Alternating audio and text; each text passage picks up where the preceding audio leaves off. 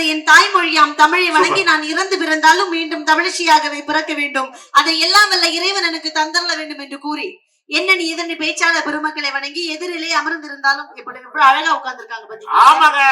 நிஜமாவே உங்க எல்லாரையும் பார்க்கும்போது ரொம்ப சந்தோஷமா இருக்கு. எனக்கு கண்ணு தெரிய மாட்டேங்குது. எல்லாரும் கொஞ்சம் கைத்தட்டல் கொடுத்து காப்பாத்தி விடுங்க பாப்போம். தட்டுறாங்க நல்லா தட்டுறாங்க. சார் நீங்க உட்கார்ந்து இருக்கிற அழக பார்த்தா உண்மையாகவே எனக்கு உங்களை வர்ணிக்கணும்னு தோணுது சார். அப்படி இருக்கணும். அவ்வளவு நேரம் வந்து எங்க அண்ணன் முக்குன்னு முக்கிட்டு போனாங்களே, ஒரு வார்த்தை உங்களை வர்ணிக்கிறதுக்கு தெரிஞ்சுச்சா? அவருக்கு மூலம், அவருக்கு உள் மூலம், இவர் பேர் ஆதி மூலம். ஆனா நான் அப்படி இல்ல சார். இவ்வளவு நேரம் என்ன எழுதிக்கிட்டு இருந்தேன்னு நினைச்சீங்க? என்ன எழுதிருந்தேன்? நாகர்கோயில்ல இருந்து மதுரை வந்ததுக்கு பஸ் பேர் எவ்வளவு, மதுரையில இருந்து ஈரோட்டுக்கு வந்ததுக்கு டிக்கெட் எவ்வளவு, மதியம் சாப்பிட்டது சாப்பாடு கணக்கு எல்லாம் எழுதி மஞ்சுநாத கிட்ட வாங்கிட்டு போறேன். இல்ல சார், அதெல்லாம் எங்க அண்ணனுக்கு நான் வாட்ஸ்அப்ல அனுப்பிடுவேன். ஆனா உங்களை வந்துச்சு நான் இதுல கவிதை எழுதிட்டு இருந்தேன் சார். எதுல? இந்த நோட். கவிதையா? கவிதை சார்.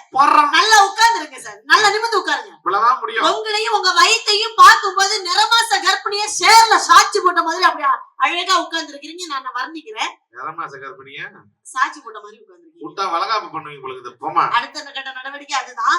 அடிச்சு பெஞ்சா மழை அசையாம நின்னா செல்ல மீன் பிடிக்க தேவை வல பட்டி மண்டம்னா நீங்க தான் தலை. சனின்னு ஏதாவது பேசி தோல. எங்க அன்னைக்கு தீர்ப்பு தரலனா இங்க விழும் 4 கொலை. 4 கொலையா? 3 கொலை. 1 2 சரி 3 கொலை. பனைமரம் என்றால் நுங்கு, பட்டிமன்றம் என்றால் நீங்கள் தான் பெரும் பங்கு. எங்க அணியில நாங்க 2 பேரும் கிங்கு. எதிர் அணிக்கு ஊத போறோம் சங்கு. இப்படி பேசுறதுக்கு நீ தூக்கு போட்டு தொங்கு. நான் தூக்கு போட்டு தொங்குனா உத்தரம் தாங்கும். நீங்க தூக்கு போட்டு தொங்குனா இந்த உத்தரம் தாங்குமா? நான் என்ன பேச்சாளரா தூக்கு போட்டு தொங்குறதுக்கு? சார் வந்ததுல இருந்து எங்க பெண்களை பத்தி இவ்வளவு குறை சொல்லி பேசுறாங்களே, ஆண்கள் கஷ்டப்படுறாங்கன்னு நான் கேக்குறேன் சார். நீங்க தான் கட்டையா வாங்கிட்டு போறீங்க. ஆனா நாங்க அப்படியா சார்? இந்த புடவையை கட்டிக்கிட்டு மேக்கப் பண்ணிக்கிட்டு இந்த மைக்க புடிச்சிருவோம். பொம்பளை புள்ளையா வந்து இந்த மேடல் பேசுறதுக்கு எவ்வளவு பெரிய கஷ்டம் தெரியுமா? பொம்பளை புள்ளையா இந்த பேச்சாளர பேசுறதுக்கு. பேச்சாளர பேச அவ்வளவு கஷ்டமா? அப்புறம் அப்ப நடுவரா பேசுறது கஷ்டம். என்ன கஷ்டம் உங்களுக்கு? ஒரு நாட்டோட தலைவர் கிட்ட பேசுறேன்னா எடுத்தமா கவுத்தமான்னு பேசக்கூடாது. ஒரு பட்டிமன்ற நடுவர்னா எவ்வளவு கஷ்டம் தெரியுமா? எத்தனை அவமானம், எத்தனை கஷ்டம், எத்தனை இன்னல், எத்தனை டென்ஷன். ஒரு ஊர்ல பட்டிமன்றம் நடந்ததால நாங்க போய் கொட்டேஷன் கொடுப்போம். நம்மள மாதிரி 40 பேர் கொட்டேஷன் கொடுப்போம். அதுல யாரு கம்மி பட்ஜெட்டுக்கு வராங்களோ அவங்களதான் ஊருக்காரங்க புக் பண்ணுவாங்க. புக் பண்ணும் போதே சொல்லுவாங்க வேலைக்கு பாக்குற மாதிரி பொண்ணுங்களை கூட்டுவாங்கன்னு. இருக்கிறதே 4 மூஞ்சி தான் பாக்குற மாதிரி. இதுகளை பட்டி டிங்கிரிங் பார்த்து ஏசி ரூம், ஓசி சோறு, ஏசி கார் வச்சு கூட்டு வந்தா அங்க கூல் ட்ரிங்க்ஸ், ஜூஸ் எல்லாம் வாங்கி வாக்கடையா குடிப்பீங்க. குடிச்சிட்டு உங்களை இவ்வளவு பிரச்சனைக்கு அப்புறமா நடுவரை பார்த்து நீங்களா போய் துணி வாங்கிட்டு வரேன்னு வீட்டுக்குள்ள விசிட்டிங் கார்டை போட்டுட்டு அடுத்த வருஷமா நாங்க பொம்பளைங்களா வந்து மகளிர் பட்டிமன்றம் நடத்துறேன்னு இப்ப ட்ரெண்ட வேற கலப்பி இருக்கிறாருங்க.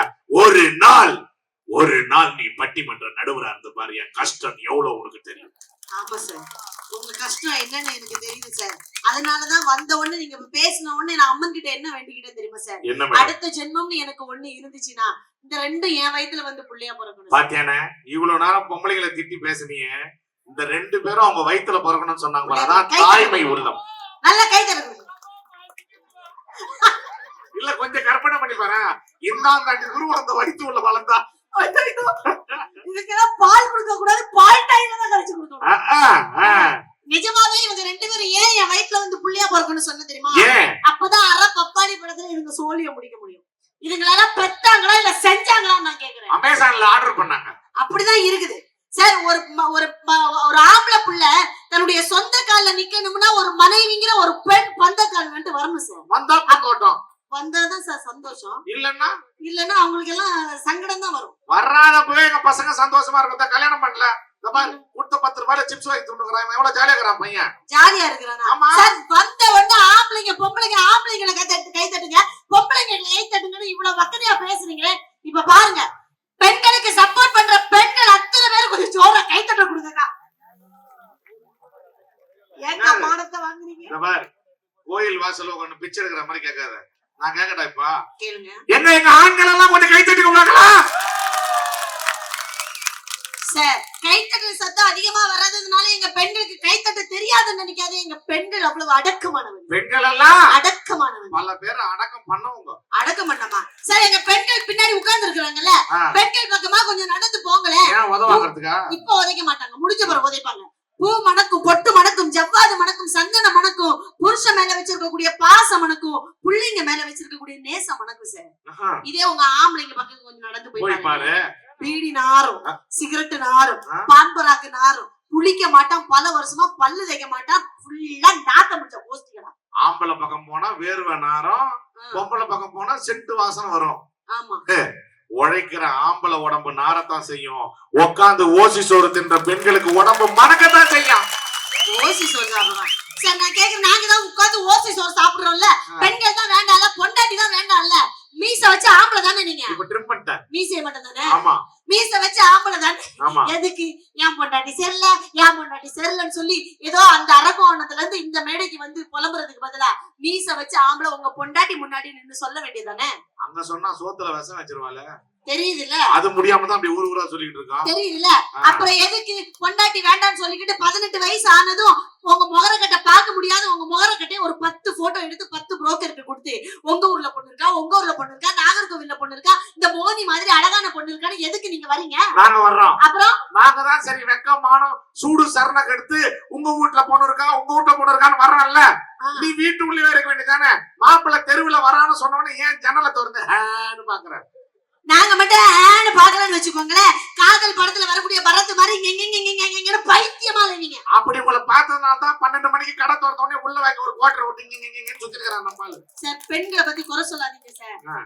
பெண்களுடைய சிறப்பு ஏதாவது உங்களுக்கு தெரியுமா சார்? ஏன் எனக்கு தெரியுமா? கேக்கட்டா உன்ன? என்ன? இவ்வளவு வக்கனையா பேசுற ஒரு கேள்வி கேக்கட்டா? கேளுங்க. மனைவி அமைவதெல்லாம் இறைவன் கொடுத்த வரங்க. அப்ப புருஷன் அமைத்தா புரோக்கர் கொடுத்த வரமா? சார் மங்கையராய் பிறப்பதற்கே மாதவம் செய்திட வேண்டுமாமான்னு சொன்னாங்க. அப்படின்னா பொம்பளையா பிறக்க புண்ணியம் பண்ணிருக்கீங்க. அப்ப ஆம்பளையா பிறந்தாங்கன்னா அயோக்கியத்தனமா மட்டும் வரும். சார் பெண்ணுக்குள்ளதான் ஞானத்தையே வச்சிருக்காரு பெண்ணு கடவுள், ஞானத்தை வச்சிருக்காரு. அப்ப ஆம்பளைக்குள்ள சாணத்தை வச்சாரு, எங்களுக்கு தான் ஞானத்தை வச்சாரு. உலகத்திலேயே தியாகின்னு சொன்னா எங்க ஆம்பளை தான். ஏன்? உலகத்திலேயே பெருந்தன்மவாதினா நம்ம ஆம்பளை தான் தெரியுமா? எப்படி? ஆண்கள் நாங்கெல்லாம் பெண்களை பார்த்த உடனே புதுசா எப்படி கூப்பிடுறோம்? Hi, hello, madam, excuse me, இது கொஞ்சம் பாருங்களேன், எவ்வளவு டீசெண்டா கூப்பிடுறோம். அது ஏன் எல்லா பொம்பளைங்களும் ஆம்பளைங்களை பார்த்த உடனே அண்ணான்றீங்க? உங்க பாசம் மலர நாங்க கேட்டோமா? இதே நீங்க அந்தியூர் பஸ் ஸ்டாண்டுக்கு மாமா எப்படி போனன்னு கேட்டுப்பாரு, ஊருக்கு அட்ரஸ் கேட்டா நம்மால் வீட்லயே கூட்டு விட்டு வருவான். ஏமா புதுசா பாக்குற ஆம்பளை அண்ணான்றீங்க?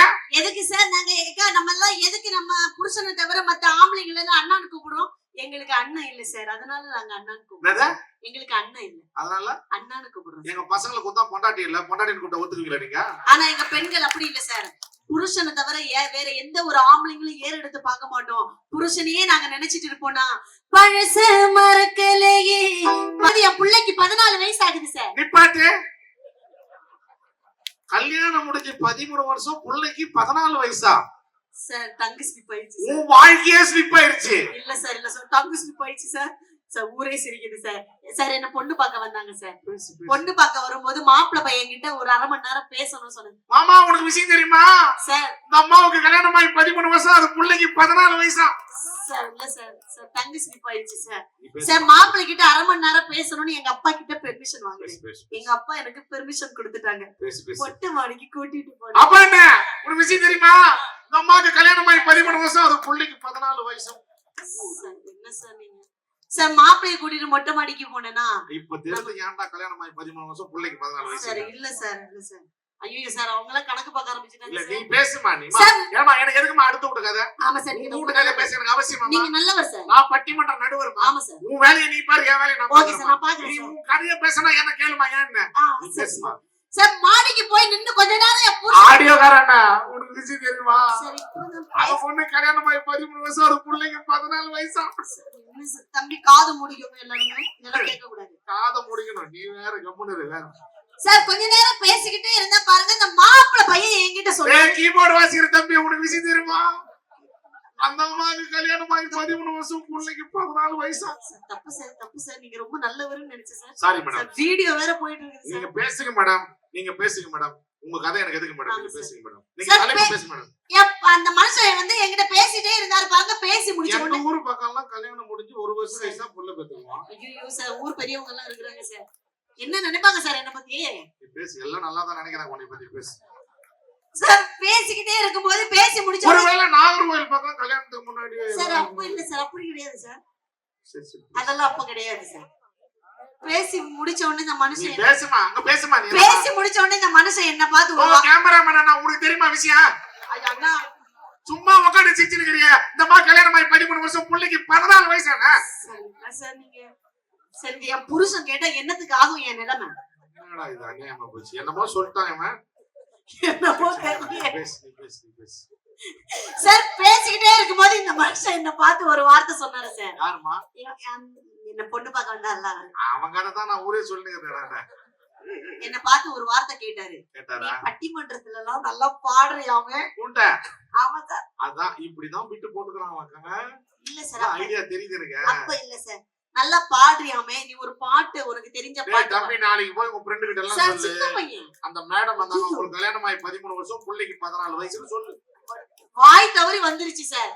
ஆனா வாழ்க்கை தவறல சார், நீங்க அது வேற.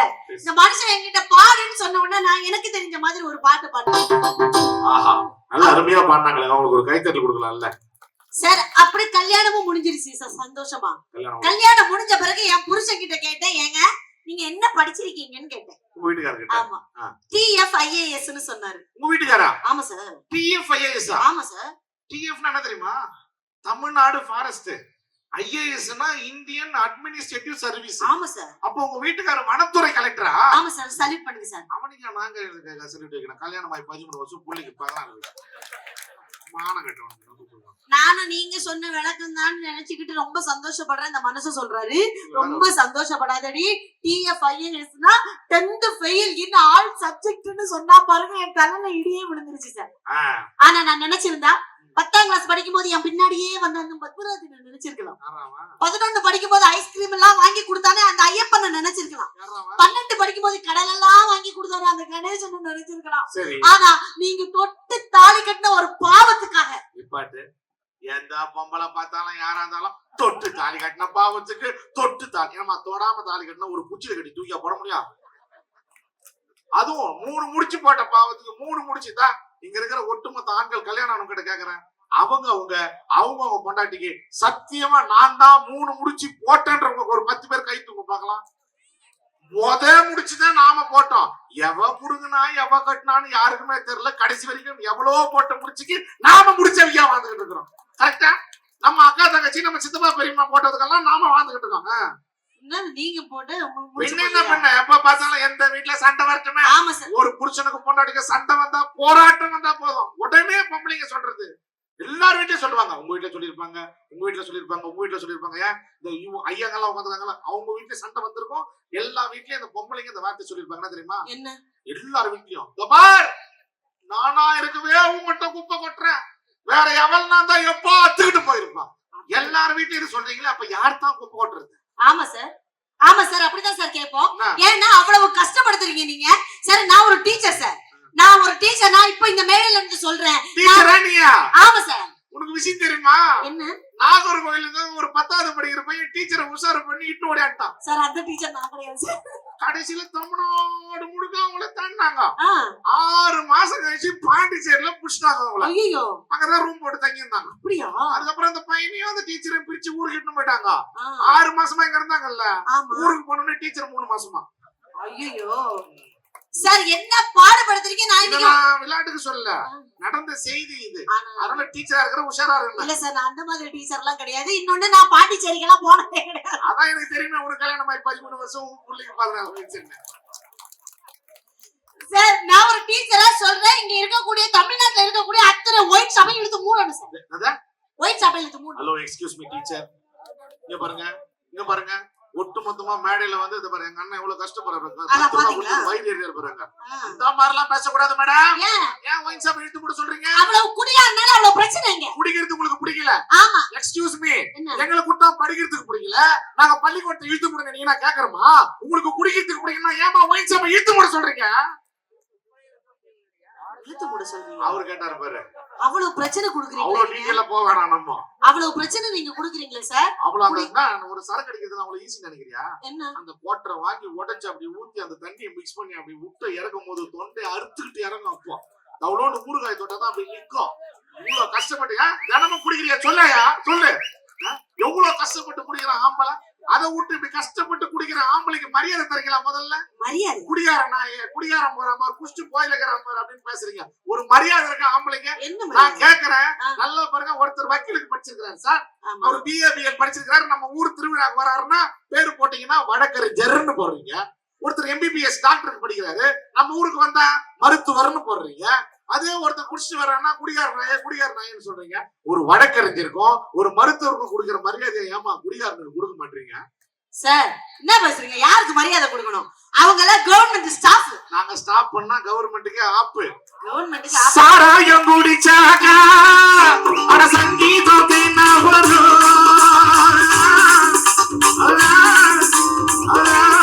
ரேஷன்ல ஆம்பளைங்க கூட்டம் கம்மியா இருக்குதான், போய் ஒரு 8 போய் அந்த பொருள் எல்லாம் வாங்கிட்டு வாங்கன்னு சொன்னா எந்த ஆம்பளைங்களாவது கேக்குறீங்களா? ரேஷன் ரேஷன் கடையில கூட்டம் கம்மியாகுதுன்னு நீங்க சொன்னா ஆம்பளை நாங்க போனோமா? ஆமா. ரேஷன் கடையில கூட்டம் கம்மியாகுது, ரேஷன் கடையில கூட்டம் கம்மியாகுது, ஆம்பளை வருஷம் கம்மியாகுதுன்னு போன் சொல்றீங்களே. ஒயின் ஷாப்ல பொம்பளை வருஷம் கம்மியாகுது, நீ போய் ஒரு குவார்டர் வாங்கினு என்னைக்கு ஆம்பளை சொல்லிருப்பானா? ஆம்பளை சொல்லிருப்பாங்க. சொல்ல மாட்டான். 250 ரூபாய்க்கு ஒரு செருப்பு வாங்கினா கூட பெருமை பேசுவீங்க பொம்பளைங்க. பாரு கல்லு வட்டிக்குது, பாரு 250 ரூபாய் செருப்பு, பாரு 250 ரூபாய் 4 வீட்டுக்கு சசக்கா, பாரு செருப்பு எங்க வீட்டுக்கார வாங்கி கொடுத்தாரு சசக்கா, பாரு பஜார்ல போய் வாங்கி வந்தேன். 250 ரூபாய்க்கு செருப்பு வாங்கினா கூட 4 வீட்டுக்கு பெருமை பேசுவீங்க. 1000 ரூபாய்க்கு குடிச்சிருப்பான் என் ஆம்பளை, முடிச்சுன்னு சோறு கொடுப்பான். இந்த பாரு இந்த பிராண்டு குடிச்சா, இந்த பாரு இந்த சைடிஷ் சாப்பிட்டா, இந்த பாரு இங்கதான் என்ன சொல்றோமா? நம்மால எதையுமே சொல்ல மாட்டான். அதாமா ஆம்பளை. ஆமா சார், நீங்க எதையுமே சொல்ல மாட்டீங்க சார். நீங்க எடுத்து தராத புடவையையும் நீங்க எடுத்து தராத நகையை கூட என் புருஷன் எடுத்து கொடுத்தாரு, என் புருஷன் எடுத்து கொடுத்தாரு, நாங்க ஊரெல்லாம் பீத்துக்கிட்டு அலையிறோமே. ஆனா நாங்க எங்களை திட்டுறதுக்கு பதிலா எங்க மேல கோவம் வந்துச்சுன்னா எங்க அம்மா அப்பாவை ஏன் சார் நீங்க திட்டுறீங்க? சண்டை வந்துச்சுன்னா எங்க அம்மா அப்பாவை நீங்க ஏன் திட்டுறீங்க?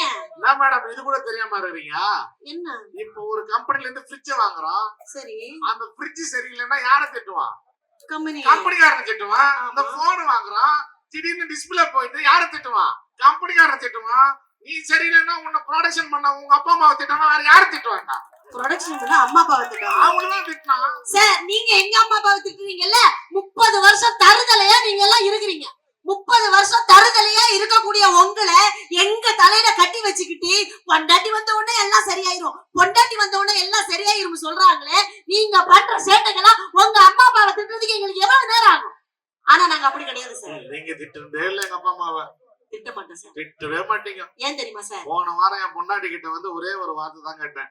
ஏண்டி வீட்டு வாசல்லையே இந்த மாதிரி தொடப்பத்தை போட்டு வைக்கிறீங்க, வழியிலன்னு நிலவாசல் உள்ள நுழைய நேரத்துல தொடப்பத்தையும் முறமும் போட்டு வச்சுக்கிறாமம்மா. இப்படி இருந்தா குடும்பம் நல்லா இருக்குமா? வீட்டு வாசல்லையே தொடப்பத்தையும் முறமும் போட்டு வச்சுக்கிறியே, உனக்கு அறிவு இருக்கா? அவ்வளவுதான் கேட்டேன். உனக்கு அறிவு இருக்கா? உடனே அமைந்துருச்சு. உனக்கு அறிவு இருக்கா? ஒப்பனுக்கு அறிவு இருக்கா? வாத்தாளுக்கு அறிவு இருக்கா? உன் ஆயா வரைக்கும் இருக்கா? உன் தாத்தா வரைக்கும் இருக்கா? உங்க பரம்பரைக்கே அறிவு இருக்காருன்னா செத்தவங்க எல்லாம் தூர்வாரி திட்டுறாங்க. இதுல நீங்க திட்ட மாட்டீங்கன்றீங்க? திட்ட மாட்டேன் சார். வந்து நின்னுகிட்டு எங்க அண்ணன் வந்து அவ்வளவு குறை சொல்லி பேசிட்டு போனாங்களே சார். இன்னைக்கு குழந்தைங்க எல்லாம் குழந்தைங்களா இருக்குதுங்களா?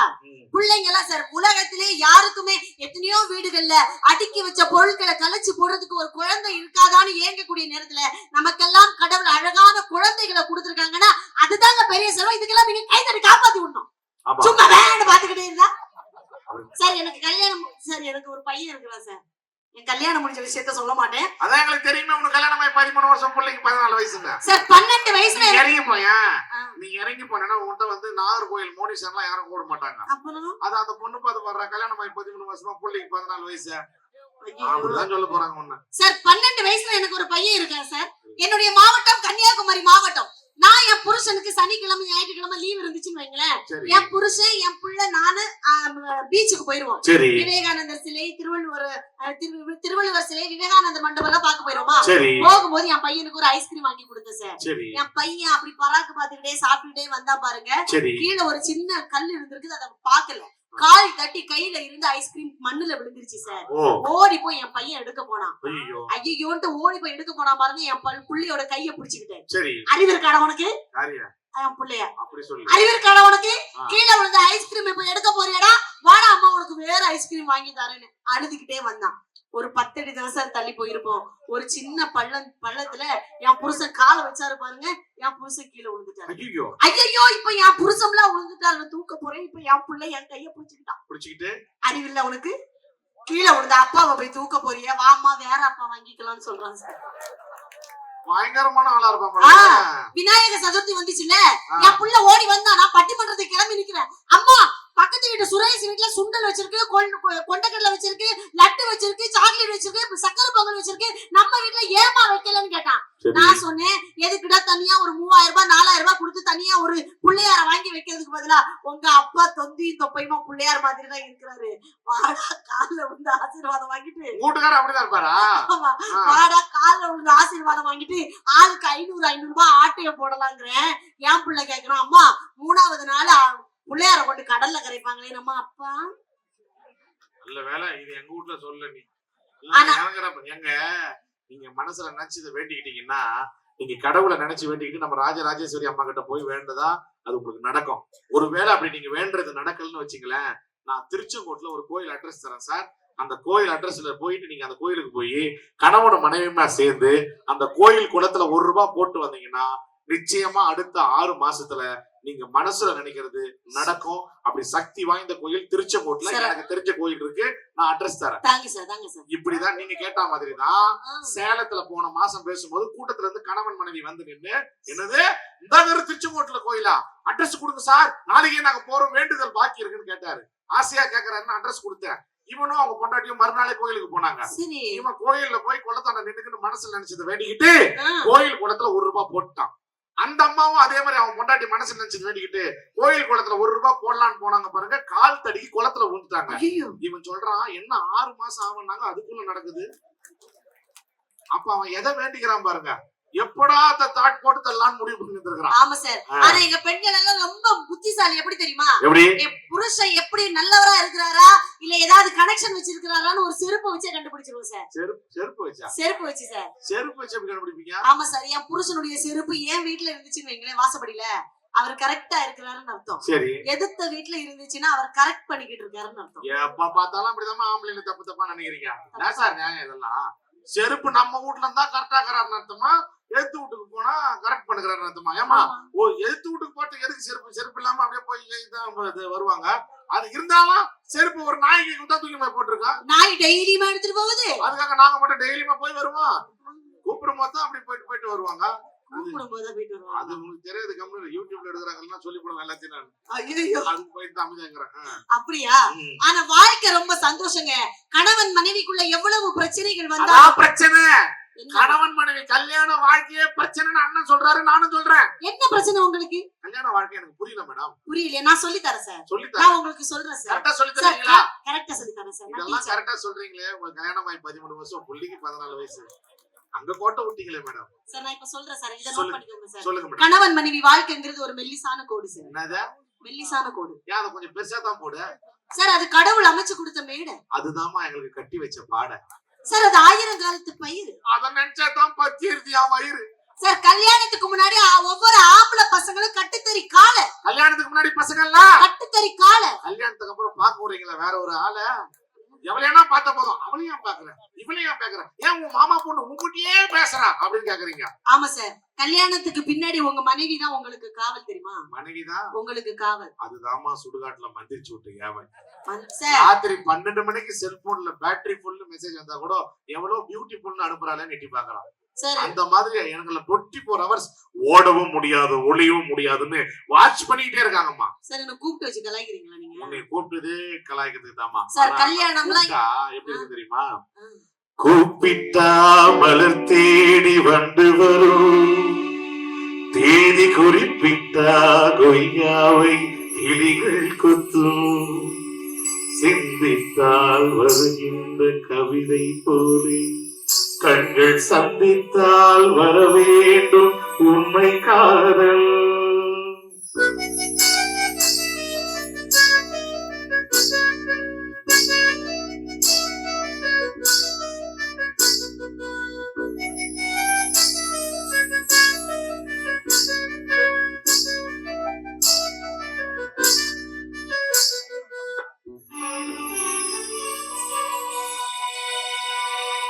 செம்பருத்தி செம்பருத்தி பூவை போல பெண்ணுறுத்தி,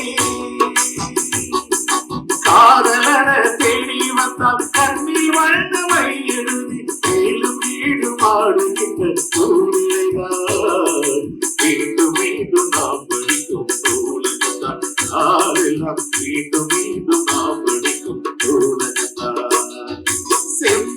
செம்பருத்தி செம்பருத்தி பூவை போல பெண்ணொருத்தி.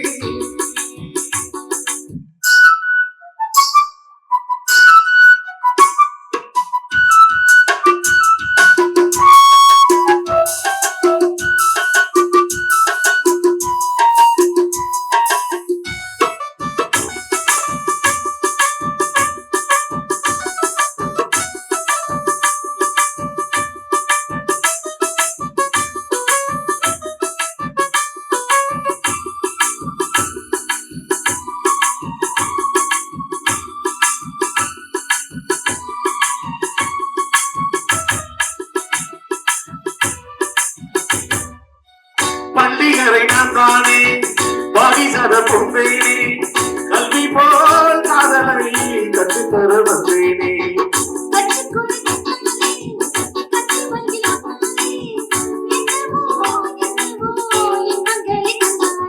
பருவ கனவு பிறக்கும் பொழுது இறகு விளைந்து மறக்கும் பொழுது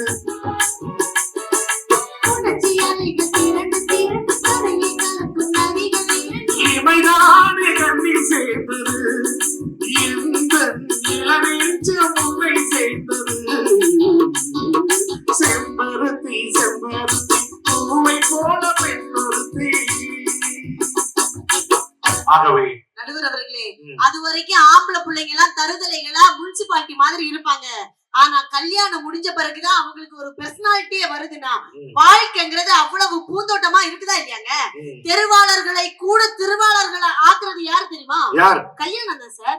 வாழ்க்கையில மனைவிங்கிற ஒரு ஜென்மம் வந்தாதான் கல்யாண வாழ்க்கை நல்லா இருக்கும் சார். நாங்கெல்லாம் இன்னைக்கு பாருங்க, நீங்க எல்லாம் ரோட்ல தலை நிமிர்ந்து நடக்கிறதுக்கு காரணம் யாரு தெரியுமா? யாரு? வீட்டுல இருக்கக்கூடிய பெண்கள் மனைவிங்கிற நாங்க வீட்டுல தலை குனிஞ்சு இருக்கிறதுனாலதாங்க. இப்படி இருக்கிறதுனாலதான் வாழ்க்கை பூந்தோட்டமா போகுதுன்னு சொல்றீங்க? ஆமா சார். ஒரே ஒரு விஷயம் தான் சார், இந்த வானத்துல பாருங்களேன், வானத்துல வந்து இன்னைக்கு இருட்டா இருக்குதா இல்லையா? ஆமா, இருட்டா இருக்குது. சாயந்தரமா ஒரே இருட்டா இருந்தது, மழை வருமோன்னு பயந்துட்டு இருந்தோம். வந்தீங்கல்ல சார், மேகமூட்டம் இருந்தாதான் மழை வரும். அந்த நேரம் நிலா தெரியாது. தெரியாது. இப்ப நிலா வந்திருக்குதா? இல்லையே. நிலா இல்லல்ல சார். ஏன் தெரியுமா? நிலா அங்க இல்ல. வானத்துல இருந்து நிலா வந்து மேடைக்கு வந்து நின்னு பேசுது பாத்தீங்களா? மேடைக்கு நிலா வந்துருச்சா? ஆமா சார். கீழ இருந்து கல்லு கம்பு எல்லாம் வரும், பரவாயில்லையா? அப்படியெல்லாம் இல்ல சார். இதுக்கு மேல பேசுனீங்கன்னா அங்க கீழ இருந்து பச்சை பச்சையா வரும், அதுவும் இத பரவாயில்லையா? சொல்லி நான் முடிச்சுக்கிறேன் சார். வானத்துல நிலா இல்லன்னா இந்த வானத்தை என்னன்னு சொல்லுவோம்? அமாவாசைன்னு சொல்லுவோம். அது மாதிரிதான் சார், ஒரு ஆண்மகனுடைய வாழ்க்கையில் ஒரு பெண் இல்லனா அவனுடைய வாழ்க்கையும் நிலா வராத வானம் போல அமாவாசையா இருட்டடைஞ்சு இருக்கும். என்னைக்கு ஒரு பெண் அவனுடைய வாழ்க்கையில் வராளோ அன்னைக்குதான் அவனுடைய வாழ்க்கை வசந்தமாகி பௌர்ணமி மாதிரி பிரகாசமா இருக்கும்னா அப்பதான் மனைவியை இழந்த பிறகுதான் ஒரு கணவன் சொல்லுவான் அந்த வானம் எப்படி இருக்குதோ அது மாதிரி என்னுடைய வாழ்க்கை ஆயிடுச்சுன்னு சொல்லி, அம்மாடி நீதான் இல்லாத நாளும் பெண்ணேது வந்து தீண்டாத வானம் தாங்காத யுத்தம் போதும் போதும். ரசாத்தி ஒன்ன காணாத நெஞ்சு தாடி போனாடுது. பொழுதாகி போச்சு விளக்கேதையாச்சு பொன்பானை ஒன்ன தேடுது. ரசாத்தி ஒன்ன காணாத நெஞ்சு தாடி போனாடுது. ஆகவே எந்த சூழ்நிலையில் பார்த்தாலும் மனிதனுக்கு மன மகிழ்ச்சியும் தருவது திருமண வாழ்க்கை என்பது பூந்தோட்டமே பூந்தோட்டமே. எங்கள் அன்னைக்கு நீங்க தீர்ப்பு தரணும் சார். இல்லன்னா ஏன் இன்னொரு முகத்தை பார்க்க வேண்டி இருக்கும் பரவாயில்லையோ? அதாவது நல்லா இருக்குமா சார்? எங்க அன்னைக்கு தீர்ப்பு தந்தீங்கன்னு வைங்களேன், நான் எங்க வீட்டுக்கு போறதுக்கு நாளைக்கு சாயந்தரம் ஆயிரும். நான் என் வீட்டுக்கு போயிருவேன், நீங்க உங்க வீட்டுக்கு போயிருவீங்க. போயிட்டு நீங்க நல்லா தூங்குவீங்க. நான் போன் பண்ணுவேன். வீட்டுக்கு போனதும் போனை யார் எடுப்பா? என் மனைவி எடுப்பாங்க. உங்க மனைவி எடுப்பாங்க. மேடம் போய் சேர்ந்துட்டீங்களான்னு கேட்பாங்க. நானும் வந்துட்டேன் மேடம் சொல்லி மரியாதையா போனை வச்சுட்டு நான் தூங்கிட்டு இருப்பேன். நான் வீட்டுக்கு நானும் போய் தூங்க போயிருவேன். அதே இது எங்க அன்னைக்கு தீர்ப்பு தராம அவங்களுக்கு தீர்ப்பு கொடுத்தீங்கன்னு வைங்களேன், போன் பண்ணுவேன். உங்க மனைவி போனை எடுப்பாங்க. மேடம் நான் வந்துகிட்டேன்னு சொல்லிட்டு சார் கிட்ட சொல்லுங்கன்னு சொல்லிட்டு, அக்கா இந்த புடவை நல்லா இருக்குதா? சுமாராதான் இருக்குது. நல்லா இருக்குது. என் புருஷன் அருமையா இருக்குதா? என் புருஷன் இதை 1200 ரூபாய் கொடுத்து என் புருஷன் எடுத்து கொடுத்தது என் பிறந்த நாளுக்காக. எங்க அன்னைக்கு தீர்ப்பு தரலன்னா, மேடம் முக்கிய குறிப்பு பின் குறிப்பு, இந்த புடவைய உங்க புருஷன் தான் 12000 ரூபாய் கொடுத்து எடுத்து கொடுத்தாருன்னு 10 வச்சுட்டு போயிருவேன். ஆகவே எங்கள் அன்னைக்கே தீர்ப்பு தர வேண்டும் என்று கேட்டுக்கொண்டு என்னுடைய பேச்சில் குறை இருந்தால் பொறுத்துக் கொள்ளுங்கள், நிறை இருந்தால் வாழ்த்து சொல்லுங்கள். நன்றி, வணக்கம். புடவையா நான் எடுத்து கொடுத்தேன்னு சொல்லுவியா? அப்படியே அவகிட்ட சொல்லு, உனக்கு கல்யாணம் ஆகி 13 வருஷம், பிள்ளைக்கு 14 வயசு இல்லை, என் முன்னாடி தெருவெல்லாம் சொல்லுவான். ஆளை பாத்தீங்களா? நல்ல ஒரு அரங்கனர் இந்த கைத்தட்டல் கொடுக்கலாம் மோனிஷா அவர்களுக்கு. நல்ல அருமையா சொன்னாங்க. குடும்ப வாழ்க்கையா அப்படி நினைக்கிறீங்க, பாரமா நினைக்கிறீங்க, சந்தோஷமா நினைங்க. மனைவி என்கிற உறவு வந்தா சந்தோஷம், அப்படி வாழ்க்கையை என்ஜாய் பண்ணுங்க அப்படின்னு சொல்றாங்க. இந்த மனைவி என்ற வாழ்க்கை வர்றதுக்கு முன்னாடி இந்த சின்ன பருவம், வெடல பருவம் இருக்குல்ல, அந்த வெடல பருவத்துல பல சேட்டை பண்ணிருப்போம். நம்ம எல்லாம் பல சேட்டை. எப்படி தெரியுமா? நீங்க நல்லா பாருங்களேன் ஐயா, இந்த வேப்ப மரத்துக்கு கீழே காக்கா வேப்ப மரத்தை சாப்பிட்டு அந்த கொட்டையை போட்டிருக்கோம். அந்த கொட்டை எடுத்து இப்படி கையில வச்சு உடைப்போம். முதல்ல கையில ரத்தம் வந்தா அழுவணும், எல்லாரும் கையில ரத்தம் வந்தா அழுவும்ல. ஆனா நாம என்ன பண்ணுவோம்னா, கிராமத்துல வேப்பங்கொட்டை எடுத்து இந்த கையில வச்சு உடைச்சு வச்சு அதை அடிச்சுட்டு என்ன பண்ணுவோம், கைய இப்படி சுத்துவோம். இப்படி சுத்துனோடனே கையில ரத்தம் வரும். ரத்தம் வந்தோடனே என் கையில ரத்தம் வந்துருச்சு அப்படின்னு வேப்பங்கொட்டைய கையில அடிச்சு வந்த ரத்தத்தை கூட நம்ம ரசிப்போம். ஒரு 5 ரூபாய்க்கு பிலிம் வாங்கி அதுல டார்ச் லைட் அடிச்சு லென்ஸ் வச்சு அப்பா வேஷ்டி கட்டி அதை சினிமா காமிப்போம். அந்த வாழ்க்கை சந்தோஷமா இருக்கும்.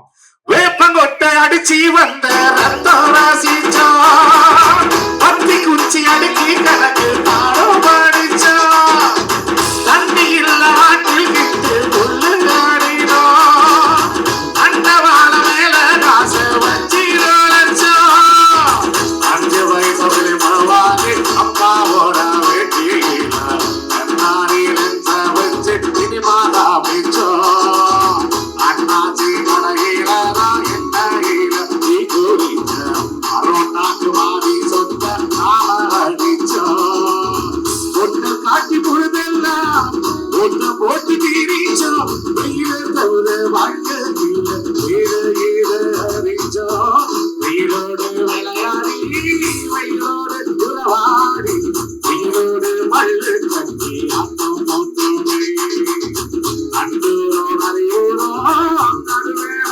காட்டோரோ அன்பான சுத்தி சுத்தி அத்தம் போட்டோமே, பசி வந்தா குருவை முட்டை நம்பிக்கை தேவா குட்ட பறிப்போமே சோழ தட்ட, புழுதிரா நம்ம சட்ட, புழுதிரா நம்ம சட்ட. கை தட்டணும்னு நினைச்சவங்களுக்கு ரொம்ப நன்றி. நீங்க ரசிக்கிறது எங்களுக்கு கை தட்டினதான் தெரியும்ன்றதுனால நல்லா உற்சாகமா ஒரு கைத்தட்டல் கொடுங்க. என்னன்னா மாமா ரெடியா இருக்கிறாரு. அதுக்கு முன்னாடி ஒரு சின்ன தகவலை சொல்லிடுறேன். மகாத்மா காந்தி ஒரு வெள்ளைக்காரன் வீட்டுக்கு போனார். அந்த வெள்ளைக்காரன் ஒரு வீட்டுல வெள்ளைக்கார நாய்க்கு வந்தே மாதரன் பேர் வச்சிருக்கிறான். காந்தி வந்து உட்காந்துருக்காரு. அந்த வெள்ளைக்காரன் அந்த நாயை கூப்பிடுறான். வந்தே மாதரம் கம் ஹியர், வந்தே மாதரம் கோ தேர் அப்படின்றான். நாய் வருது, வாலாட்டுது, ஓடுது. காந்தி சிரிச்சுக்கிட்டே இருக்கிறாரு. ஆனா வெள்ளைக்காரன் கேட்டான், மிஸ்டர் காந்தி, உங்கள் நாட்டினுடைய தாரக மந்திரமா இருக்கக்கூடிய வந்தே மாதரம் என்று சொல்ல என் வீட்டு நாய்க்கு பேரா வச்சுக்கிறேன்னு உனக்கு கோபம் வரலையான்னு கேட்டானா. உடனே காந்தி சிரிச்சுக்கிட்டே சொன்னாரா, வந்தே மாதரம் என்று சொன்னால் என்ன அர்த்தம் தெரியுமா? தாயை வணங்குகிறோம் என்று அர்த்தம்.